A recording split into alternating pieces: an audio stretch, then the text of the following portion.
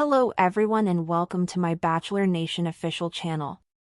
I hope everyone is having a wonderful day. Before we begin, please hit the subscribe button and gives this video a thumbs up. The second season of The Golden Bachelor has yet to begin filming, but star Mel Owens is already jeopardizing the show. Mel, a 66-year-old former NFL linebacker and lawyer, was named the second Golden Bachelor on April 22, 2025, after a great career with the Los Angeles Rams.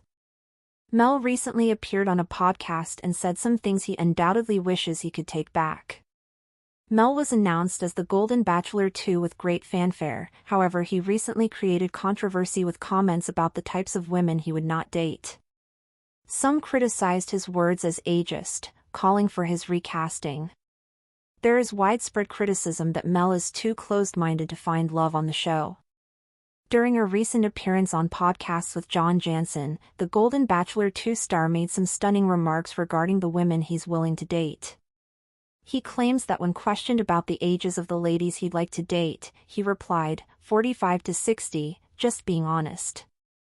This is not a positive indicator for the upcoming season. Fans of the program were understandably incensed by Mel's ageism. However, the statement should not come as a surprise. For 25 years, he was married to Fabiana Pimentel, who is 20 years his junior.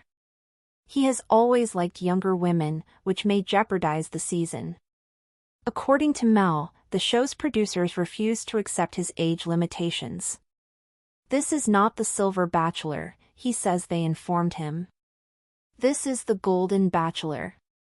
He claims they told him the women would be attractive, however. Mel didn't stop there, saying that the women he dated had to be fit, because I'm staying in shape and working out and stuff. And I told them to avoid artificial hips and wigs, Mel remarked. Mel has no reason to anticipate anything other than attractive older women from the Golden Bachelor 1. Mel's viewpoint undermines the Golden Bachelor's central premise, which is to honor senior love. Mel risks alienating the show's audience and undermining its goal of highlighting meaningful friendships among older adults by eliminating ladies of his own age. His ageist views contradict the show's objective and may indicate that he isn't doing it for the correct reasons. Age gap relationships are a long-standing Hollywood trope. Television and film frequently depict older men with younger women, but The Golden Bachelor is supposed to be about bringing together two older singles. The show is compelling because it examines the concept of a second shot at love. The show's audience isn't interested in seeing a former professional player search for his much younger trophy wife. As the proverb goes, the heart desires what it wants. Mel, like everyone else, is entitled to his own tastes. However, when he comes onto a show about older singles seeking love in their golden years, his preferences become more important. The fact that he was so outspoken about his preference makes him appear closed-minded. It's possible Mel has an antiquated perception of women his age. Perhaps he has convinced himself that only a much younger woman can bring him happiness. The Golden Bachelor Season 2 cast will most likely feature some ladies in their 60s. It will be interesting to watch whether he gives these women a chance or discriminates against them. Mel is not the only Golden Bachelor to turn into a villain in the eyes of the show's viewers. The first season of The Golden Bachelor exposed 72-year-old Jerry Turner to 22 single golden ladies ranging in age from 50 to 70. Fans adored Jerry at first, and women hurried to audition for roles on the show. When it was proven that Jerry had misrepresented himself and his love background, his popularity plummeted like a stone.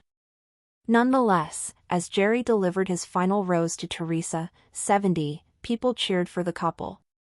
They married swiftly, with a grandiose Golden Bachelor wedding that aired on ABC just a few weeks after their engagement. Jerry and Teresa rode off into the sunset with strong dreams, but those hopes were quickly destroyed. The Golden Bachelor Season 1 pair announced their divorce after only 3 months of marriage. Throughout their marriage, they never lived together and saw each other only occasionally. It was later discovered that Jerry was suffering from a rare kind of cancer at the time. There was some hope that Mel might reverse the wicked Golden Bachelor pattern, but that is doubtful. It's difficult to imagine what he could do to reclaim the audience he alienated. Jerry eventually became the evil guy, although that happened months later. Mel is off to a bad start, which cannot be good for the Golden Bachelor. Jerry, the Golden Bachelor, admitted he'd been paralyzed by choice at several points during his season. He offered perhaps the most poignant defense of Grant's behavior, saying, "You don't know how overwhelming this is until you're in it." Everyone watching thinks they'd act with perfect clarity. But love doesn't work that way. The truth is, Grant did fall in love with more than one woman. His connection with Lisha Gar was passionate, emotional, and immediate. Lisha was deeply committed and eager to begin their lives together. She spoke often of marriage, children, and her timeline for starting a family. Grant responded to this with warmth, and at times, it seemed like she would be the final rose. But then came Juliana. Their connection was quieter, slower, but no less meaningful. While Lisha pulled Grant toward the future, Juliana allowed him to be present. She didn't pressure. She didn't set expectations. She simply showed up, again and again, with honesty and openness. For a man struggling to find clarity amidst chaos, that consistency became his lighthouse. The final week was excruciating. Lisha was ready. Juliana was open. Grant was torn. In a move reminiscent of previous seasons, Grant shocked the audience by choosing Juliana at the very last moment. Immediately, criticism poured in. Viewers accused Grant of leading Lisha on. Others claimed Juliana had manipulated her way to the top. The truth is far more mundane. Grant followed his heart. He didn't string Lisha along, he genuinely thought she might be the one. But as time went on, their timelines and worldviews diverged. Grant wanted a family, yes, but he wasn't ready to jump into fatherhood without taking care of other personal goals. Lisha, firmly rooted in her faith and life plan, wanted that next chapter immediately. Juliana, in contrast, shared Grant's desire to grow together before building a family. Their alignment wasn't flashy, but it was real.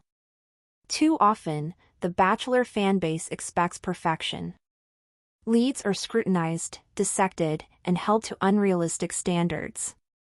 And while accountability is important, so is empathy.